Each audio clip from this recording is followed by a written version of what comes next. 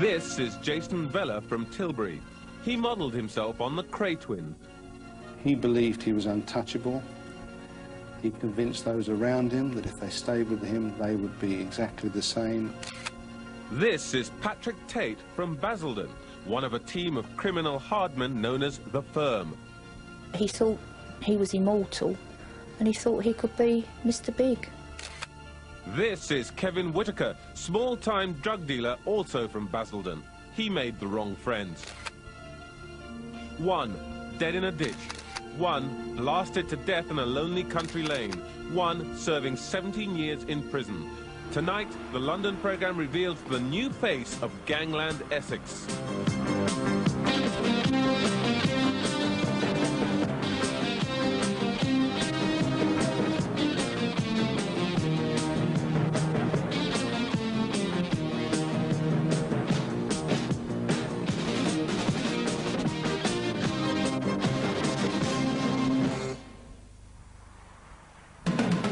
Is 95.8 Capital FM, London. Capital reports at 3. A triple murder hunt is on after a gangland-style killing in Essex. Police say they were shot dead at point-blank range. Whitney Houston's I Will Always Love You is to be played to ecstasy victim Leah Betts tonight. Her parents, Janet and Paul, are hoping her favourite song will get through to her as she lies in a coma after a reaction to an ecstasy. Trying to find a clown's mask used to disguise a gunman who shot a patient in an Essex hospital. It comes as a youth has been arrested and charged over the death of ecstasy girl Leah Betts. Police say there's no evidence. Essex FM.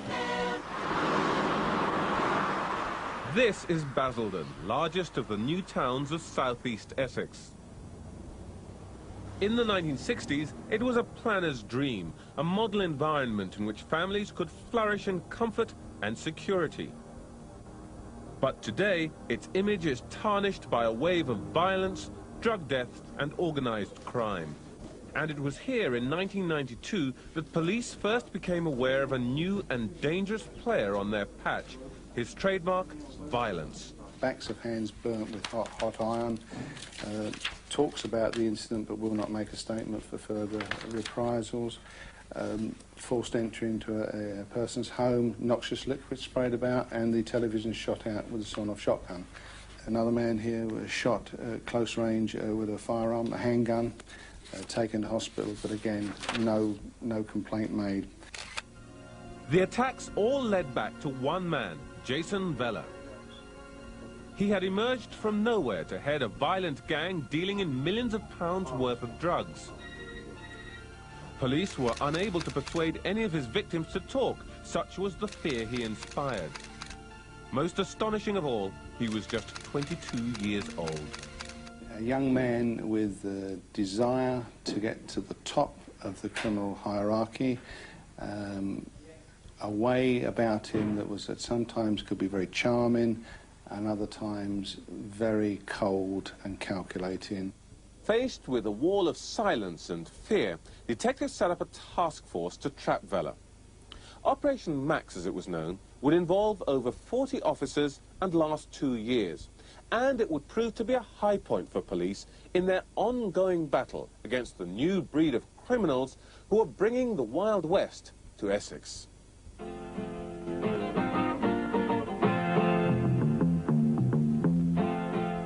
London. At the end of the last war, this city had a massive housing problem. One solution was to move a large part of the population away from the smoky, noisy and crowded capital. When the Essex new towns like Basildon were built, they attracted thousands of families from the old East End. A feature of the town centre is the much photographed mother and child statue by Maurice Lambert, which symbolises Basildon as a town for the young. Just around the corner from the market is Basildon's impressive town square. As the Londoners moved into Essex, a darker side of the East End moved with them. The tradition of the craze and organised crime lived on.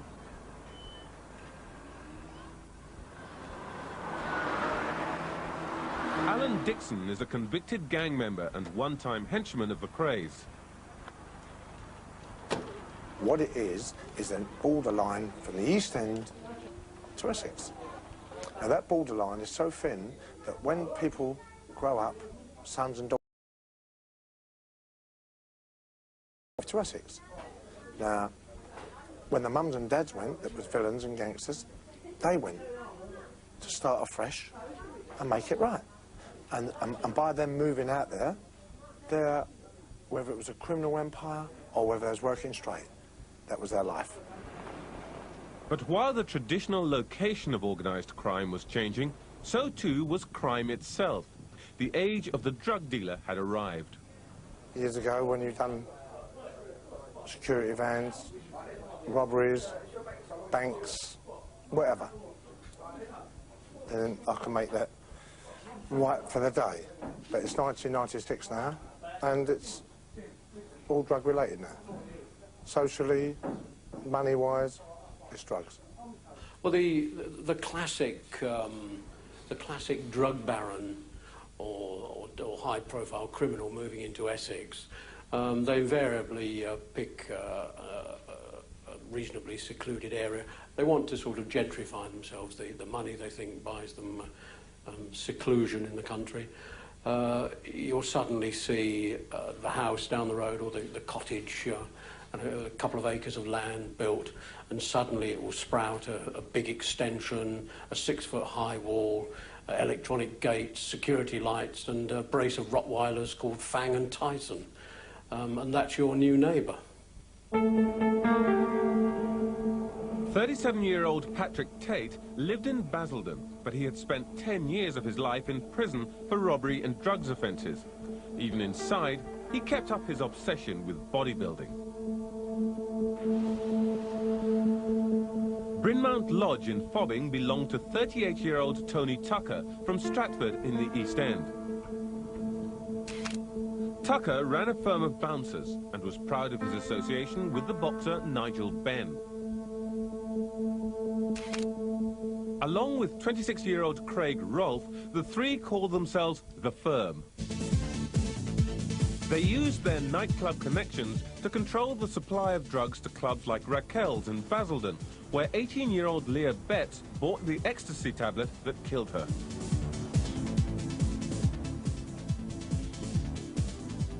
Lizzie Fletcher from Southend was Pat Tate's girlfriend. He used to take over like a corner of the club.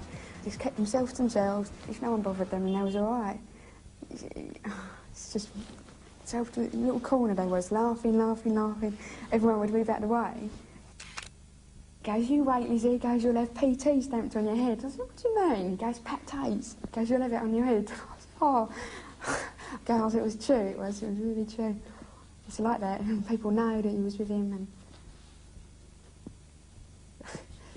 PT's. It was different. It was so different to anything I've had before. It made me feel so secure. Come here, monster. Tate had a 2-year-old son from a previous relationship. He was just a lovable, like Mr. Bear. You know, he just got in with the wrong crowd, I suppose. But there was a darker side to Tate. He had a history of violence, fueled by a serious drug problem. He wasn't one to brood or get vengeance or anything on anybody. If he did anything like that, it was when he was full up with drugs, and he was just explosive. I think the heroin had destroyed him so much that he thought he was immortal, and he thought he could be Mr. Big. But Tate was murdered along with the other 2 members of the firm on a freezing winter night last December. The 3 were discovered blasted to death in their Range Rover near Rettendon.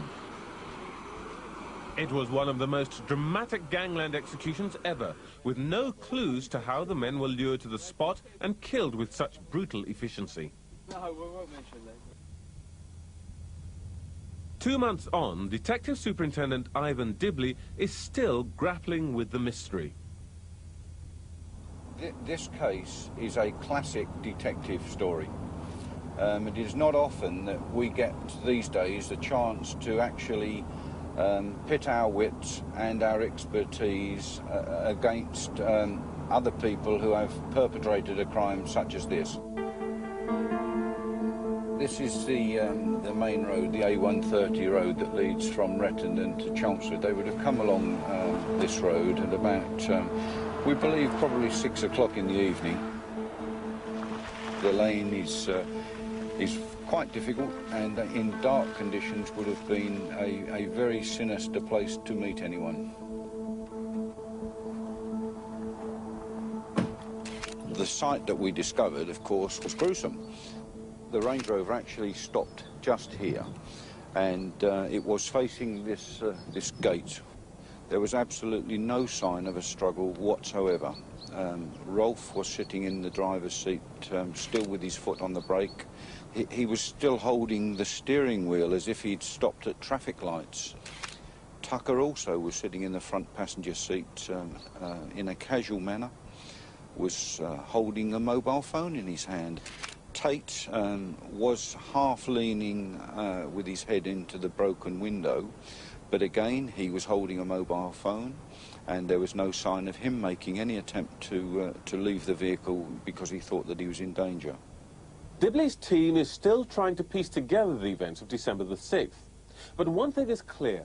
The killings were a ruthless demonstration of power in an increasingly violent Essex underworld. The firm based their operations at Basildon, but they were just one of a number of violent drugs gangs operating in the area, including Jason Vella's. His world of drugs, intimidation and torture stretched throughout South Essex, from Tilbury to Southend. The bleak marshes of Tilbury provided the backdrop to Jason Vella's upbringing. Well, he was always a happy-go-lucky child. He had asthma, so he was in hospital a lot, but he's never let it get him down. Just a happy child. Never got into fights at school. In class, the young Jason was bright and popular. In the holidays, he earned money working on his parents' market stall. I'm disappointed that he didn't get a good job, because he's got the brains there to do it. I don't think he's used his full potential. And I think he could have had a career in, you know, probably if he was a bit more clever, he could have had a career in the stock exchange. But as Vella grew up, he became fascinated with gangsters like the Krays.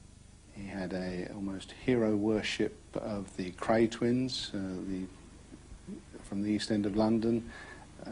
He was certainly in possession of the tape of their life story, and which I, again, given to understand, was played very regularly to the point of it was almost worn out. His mother believes Vella started to go off the rails when she and his father divorced. I feel a bit that I've neglected him, because of my divorce I was very depressed. I had a breakdown on his 20th birthday, so I do feel that I didn't give him the attention he needed at that critical time in his life. I don't think Jason was an angel by a long means, but I don't believe he was the big person he was supposed to be. Vella's image of himself as a latter-day Kray showed itself in the perverse style he brought to his assaults. He would take his victims to lunch before subjecting them to degrading and terrifying ordeals. One man described this attack to police. All of a sudden, there were a lot of blokes in the kitchen, and they all pulled out knives, like big kitchen knives. Jason started chopping at my hair. I remember a razor was also used. The man, an associate of Vella's, was forced to snort 12 lines of cocaine and lick LSD from a dog bowl. Vella then took this Polaroid of him. The man's crime? He had sent a Christmas card to Vella's girlfriend. Another victim attempted to restrain Vella in a pub argument over money. His identity is hidden as part of the police's witness protection scheme. He was a lunatic. He seemed a nice bloke at first when I met him, but he's, I don't know, he's just like possessed. Like he had the devil in him or something. Can't remember which one it was, but they produced meat fork from inside their jacket and started jabbing me with it.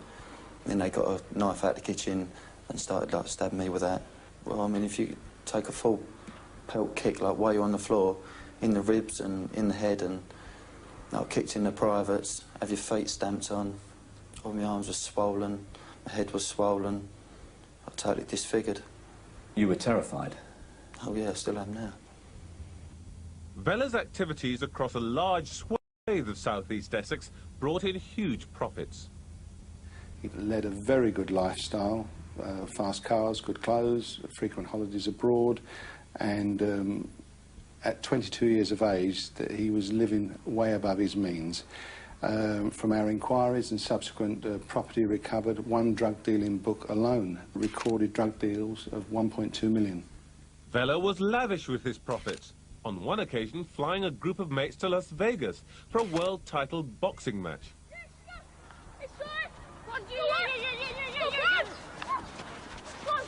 But back in Essex, he was bringing drug dealing to the school gates.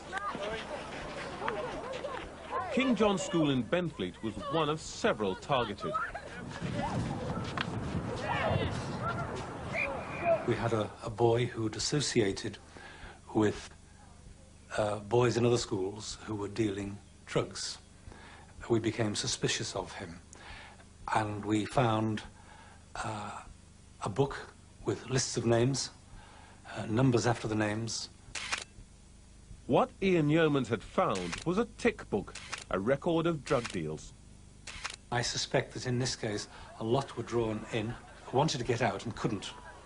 I'm basing what I say on a very small involvement of one of our pupils, but from what we picked up from those we questioned, there was a great deal of fear. They were terrified of the people who supplied the drugs. Ian Yeoman's story helped police to build up a picture of the way that Vella's gang worked, but it still wasn't enough. The crucial breakthrough came from an extraordinary sequence of events, culminating in another of Vella's trademark punishment beatings. And for once, he wasn't able to slip off the hook. Jason Vella had been caught on camera. Vella rented a maisonette in Holland Walk, Pitsea. It was here in July 1993 that he brought Reggie Nunn, one of his dealers, to discuss a debt of £7,000. And what I would describe as a court was held with Vella and a number of his associates. Nunn was required to explain where the money, the £7,000, was. He couldn't. He was attacked, beaten and kicked with fists and feet. A sword was then produced. He was stabbed with that sword. This is how Reggie Nunn described the attack in a statement to police. Vella was walking about and said, "There's blood on my settee. Get on the floor. Stop whimpering like a little boy." He said to me, "You know it just ain't going to end here, Reg, with a few slaps and swipes." Nunn overheard Vella saying he'd be kept overnight and finished off in the morning. In panic, he dived through this upstairs glass window, falling 17 feet to the ground. Remarkably, Nunn's desperate escape bid was caught on police surveillance video. He's just landed off screen to the left. Now he appears staggering into a neighbour's doorway, begging for help. Vella's associates emerged to make their getaway before police arrive, pausing to promise Nunn they'll be back for him. Soon after they leave, a second neighbour comes to his rescue. Nunn's agony is clear as he hobbles from the scene. Finally, Vella's girlfriend appears and gets into her car, followed by Vella himself, completely unaware that this film was about to bring his empire crashing down. Nunn's right leg was shattered in the fall. He agreed to give evidence against Vella in exchange for a new identity. In all, 4 key witnesses were given new identities for testifying against Vella, the most widespread use of witness protection ever by Essex police.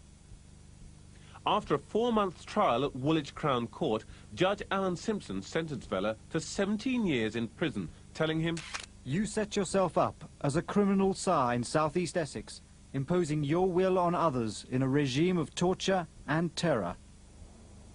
Court documents record Vella's response.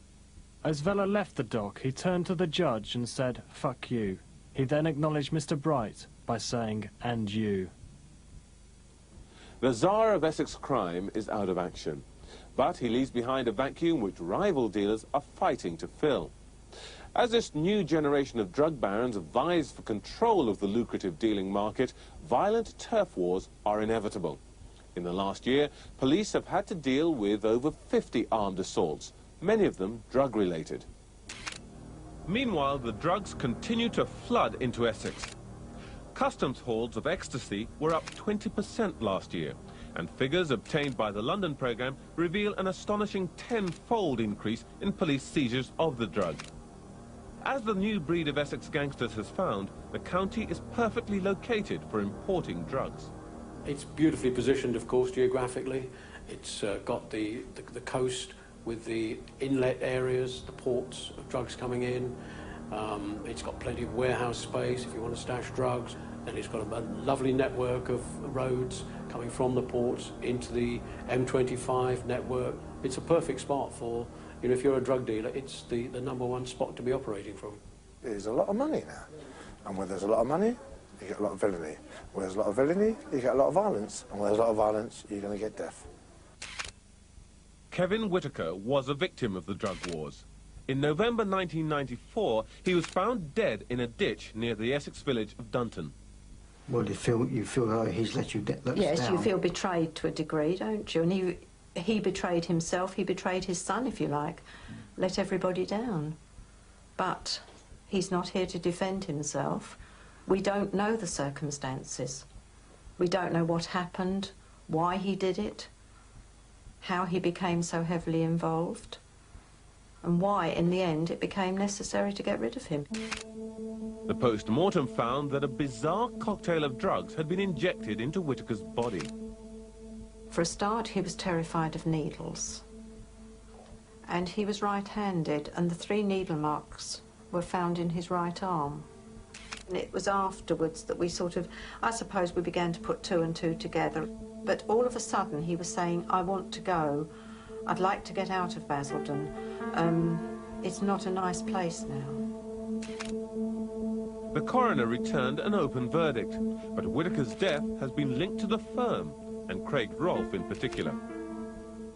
I know for a fact that Craig killed Kevin, you know, because when Pat was in hospital, they went in laughing and telling Pat what they'd done to this fellow, and then Pat was telling me he'd injected him with Special K, which numbs the body, but the brain's still working. Then he injected him with 2 injections of cocaine, and then threw him in a ditch.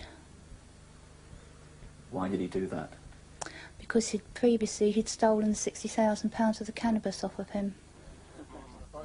But Detective Superintendent Ivan Dibley rejects any link between Whitaker and the triple killing.